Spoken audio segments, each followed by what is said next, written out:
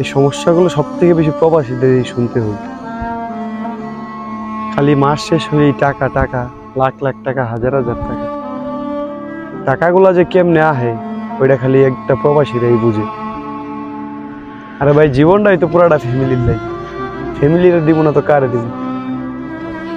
কিন্তু যারা বেশি লাফালাফি করে এই যে প্রবাস নিয়ে খালি টেকা টেকা, টেকা যে কেমনে আহে, যারা এই প্রবাস নামক জেলখানায় থাকে ওরা জানে। 12-14টা ঘন্টা কাম করার পরে মাস শেষে টাকাটা আহে। বাসায় আইসা আরো 14 ঘন্টা কাম করার পরে আইসা রান্না বান্না করো, কাপড় ধোয়া পালি করো, 5 থেকে 6 ঘন্টা টাইম টেবিল সব করা লাগে।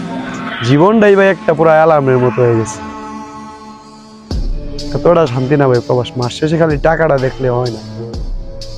শুধু টাকা না, টাকার পিছনে যে কত কিছু লুকায় আছে ওইটা একটু দেখো সবাই, তাইলে বুঝবো প্রবাস কি জিনিস আর টাকা কেমনে আসে।